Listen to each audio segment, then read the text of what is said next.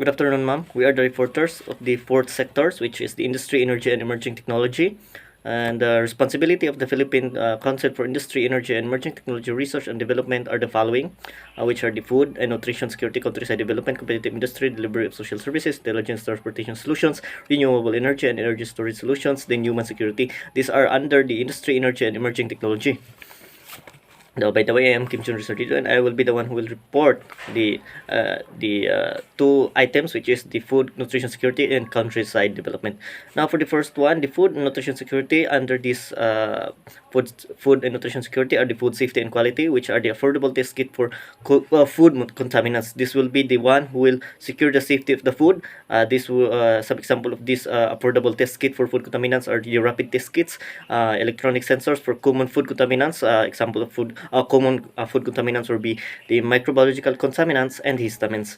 The second one for the affordable test kit for food contaminants will be the migration test kit for various food packaging materials. This migration test kit will be the one who will determine or examine whether a chemical substance from the food packaging or from the production's equipment are transferred to the food. Some example of these packaging materials will be might be transferred will be paper or plastics.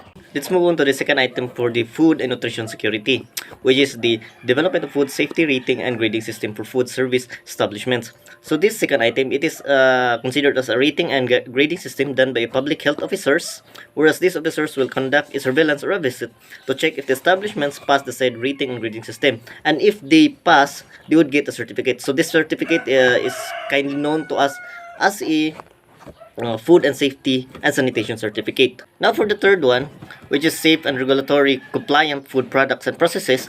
So this third one is it is a combination of regulation, food safety standards, inspections, testing, data collections, monitoring, and other activities carried out by the food safety regulatory agencies and LGUs, and implementation for the responsibilities to control food risk and other hazards. Let's move on to the fourth one, which is improvement of food shelf life. Now, when we say food shelf life, it refers to a period during in which a food retains acceptable its quality and its safety. Now, to improve the food shelf life, the temperature during the productions must be controlled so that the shelf life of the food will increase. Now let's move on to the fifth one, which is the innovative food products.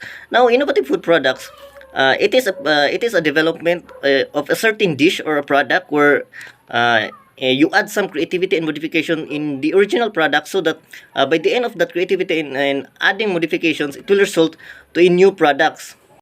Let's move on to the countryside development. Countryside development, it refers to a process of improving the quality of life and economic well-being of the people in the rural areas. Now, just like the urban development, countryside development is important as well, because it will create industries and give employment and opportunities to the people in the countryside. Now, under the countryside development, there are agro-processing, utilization, value adding, then natural products development, improvement, textile processing, and so on. Now, to understand it more further, the agro-processing, utilization, value adding, let's split the two terms. The agro-processing, it refers to a process of mixing different raw agricultural materials or goods to produce a certain product. Now, let's move on to the utilizations and value adding. Value adding is a modification to the product. You add something creative to your product so that the consumers will attract and will buy to your product. So those added features that you put, it is an act of practical and effective, which it refers to the utilizations, because utilizations, it is an act of practical and effective. Now, moving on to the natural products. So some examples of natural products are plants, fish for aquatic, and dairy. Now, the PCIERD must provide some seedlings and fertilizers so that the natural products, the products that we can gather in the harvest, will become higher its value. Let's move on to the improvement of textile processing. Now, when we say textile processing, it refers to an industry in which it is largely based on the conversion of fiber into yarn, then yarn into fabric. Then those fabric will be converted into clothes or household items or upholstery and different various industrial products. Now, to improve the textile processing, the PCIERD must provide an industry or a infrastructures in the countryside so that those raw materials were no longer had to travel a different location just to undergo the process. Now let's move on to the next item, which is the halal processing technologies for food and non-food. Now, when we say halal, it refers to the Islamic law. So when we say it is Islamic law, there might be some rules and regulations that must be followed. So in terms in countryside development, the PCIERD must establish a technology or some group of people who will undergo the process of the food so that there might be no rules that might be violated. Now let's move on to the metrology and testing methods for laboratory analysis. The PCIERD must provide metrology so that the fair scales of products will be maintained, and the testing methods for laboratory analysis will be also be put so that the testing methods will be followed, how they test those products in the laboratory analysis. Moving on, let's move on to the next item, which is shop floor R&D innovations. This refers to an establishment where you can read some information articles about the ongoing progress of the some research and innovations that been researching by the experts. Let's move on to the last item, which is the regional consortia R&D, or the research development. This is a council platform for joint research development, planning, monitoring, evaluations, and sharing of resources among member institutions to achieve development of the agriculture, aquatic, and natural resource sector in the region. Competitive industries. First is the ICT, electronics, and semiconductor. ICT incorporates electronic technologies and techniques used to manage information and knowledge, including information handling tools used to produce, store, process, distribute, and exchange information. Part of the ICT, electronics, and semiconductor is first, the big data analytics, second, artificial intelligence, third, Internet of Things, and lastly, the advanced electronics and communications. Examples are photonics and optoelectronics devices, semiconductor materials, etc. Second competitive industries is the mining and minerals. Mining and minerals is the extraction of valuable minerals or other geological materials from the earth. In part of these are green mining technology and clean metallurgical process. Third part of competitive industries is the metals and engineering. Plays a vital role in the country's economic growth and development. The Philippine economic sectors, manufacturing, agricultural, and service sectors are heavily dependent on the M&E industry, especially in terms of their requirements for tools, implements, machines and equipments, parts and assembles, among others. This includes advanced machine-based or machine-aided metalworking and testing procedures, and the technologicals for disposal, recycling, and treatment of metal waste. Fourth part of competitive industries is the construction. They use the new construction materials and techniques. It makes the work easily in terms of building structures. Fifth part of competitive industries is the packaging. Packaging is to protect its contents from any damage that could happen during transport, handling, and storage. Packaging retains the product intact throughout its logistic chain from manufacturer to the end user. It protects the product from humidity, light, heat, and other external factors. In part of packaging, first example of used technology is the smart and green packaging technology. Second is the appropriate packaging system products. Sixth part of competitive industries is the industrial application of nuclear technology. Nuclear power process heat and non-stationary power reactors have essential uses across multiple sectors, including consumer products, food and agriculture, industry, medicine and scientific research, transport and water resources, and the environment. In part of industrial application of nuclear technology, here is the food and non-food processing, non-destructive testing, product development, and environment monitoring. Done on the competitive industry. So here is the delivery of social services, still from the sector of industry, energy, and emerging technology. First thing on delivery of social services is the environment and pollution control. Often include the management of land development and design of transportation systems so as to reduce pollution. Environment and pollution control includes wastewater management, air pollution control and management, and solid waste management. Second thing on delivery of social services is the space technology application, or STA, use of space science and technology could be of benefit in various areas such as aviation, mapping and surveying, human health, disaster management, food security and sustainable agriculture, environmental monitoring and natural resources management. This includes development of macro satellites and the space technologies, use of STA for resource mapping, and application of Global Navigation Satellite System GNSS. In addition, the airborne and UAV systems for high resolution mapping and other application. Number 5, intelligent transport solution. So the first point is alternative mass transport system and components. So number 1, the land transport. It is develop a sustainable, integrated, responsive, efficient, and safe land transport system. So what is land transport example?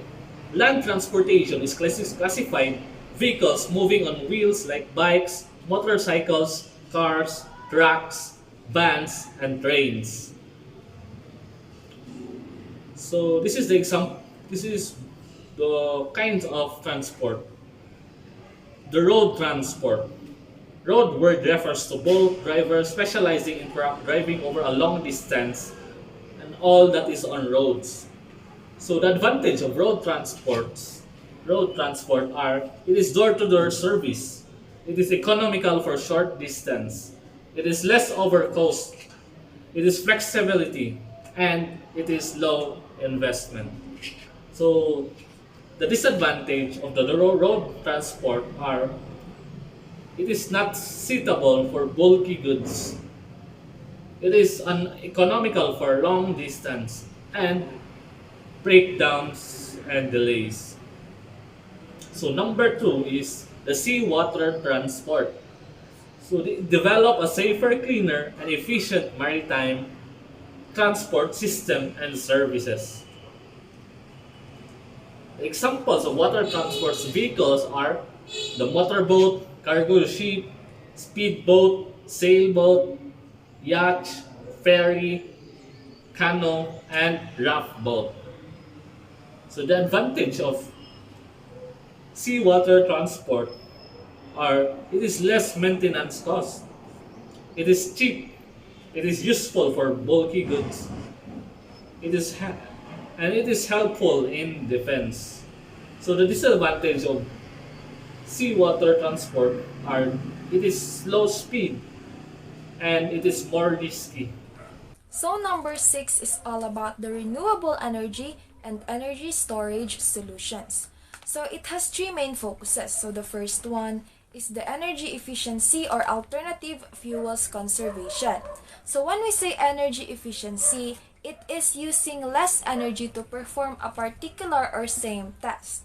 So this brings a big impact or different beneficiaries like the reduced of green gases emissions and reducing the demand imports for energy. Alternative fuels come from sources other than petroleum. So through this, it can produce less pollution compared to gasoline and diesel. So gaseous fuels includes hydrogen, natural gas, and propane, while alcohol includes ethanol, methanol, butanol, vegetable, and waste-derived oils. So number 1 is the energy efficient technologies for industry and buildings. So example for this is the solar panels or solar products. Since nowadays, many of us are using solar panels. So number 2 is standard development. So clean energy standard is a must to avoid the pollution, and we must be disciplined about our environment. So next is the renewable energy or RE systems and the bioenergy technologies. So it has 6 parts or 6 kinds. So number 1 is the cost-effective RE technologies and business models integration for sustainable off-grid power supply. Number 2 is the efficient microhydro and hydrokinetic turbines. So when we say microhydro, it is designed for generating electricity. It is intended to be placed underwater. So several advantages compared to wind, wave, and solar. So it has 70 to 90% of its advantages. So hydrokinetic is to use the force of moving water to turn the turbines directly to rivers, coastal water, and tidal flows. So hydrokinetic is known as electrical energy nowadays. So number 3 is the bioenergy. It is a renewable energy that is derived from recently living organic materials known as biomass. So it used to produce transportation fuels, heat, electricity, and products. So for example of this is burning a wood to have or to create a heat. Using biodiesel and ethanol to fuel vehicles, and using gas and wood to generate electricity. Number 4 is the wind. It used of wind turbines to generate electricity. So we are aware what windmills are, right? So examples are pumping water, milling grain, sailings, generating electricity, and kiteboarding. So number 5 is the solar power concentrators. Number 6 is the solar heating and cooling. Solar concentrators are the devices that collect solar radiation and concentrate at a single focal point. Solar heating and cooling technologies collect the thermal energy from the sun and use this heat to provide hot water. Last point is the functional materials for alternative energy sources and energy conversion, then storage systems and processes for surface modifications of various materials. Number 7, human security. Human security means protecting fundamental freedoms. Freedoms that are the sense of life. It means protecting people from critical or severe and pervasive or widespread threats and situation. So first point is the food defense. Food defense is the effort to protect food from acts of intentional adulteration. In May 2016, FDA issued the final rule on mitigation strategies to protect food against intentional adulteration, with requirements for covered facilities to prepare and implement food defense plans. So why is food defense important? The purpose of food defense plan is to protect against acts intended to cause harm to the public, consumer, or companies from within the manufacturing site. Potential threats range from relatively common tamper hoaxes to less probable terrorist attacks. The second point is the biosecurity. Biosecurity refers to the measures aimed to preventing the introduction and or spread harmful organisms, example viruses, bacteria, and etc. to animals and plants in order to minimize the risk of transmission of infections, disease. The third point is the cybersecurity. Cybersecurity is the application of technologies, processes, and controls to protect systems, networks, programs, devices, and data from cyber attacks. It aims to reduce the risk of cyber attacks and protect against the unauthorized exploitation of systems, networks, and technologies.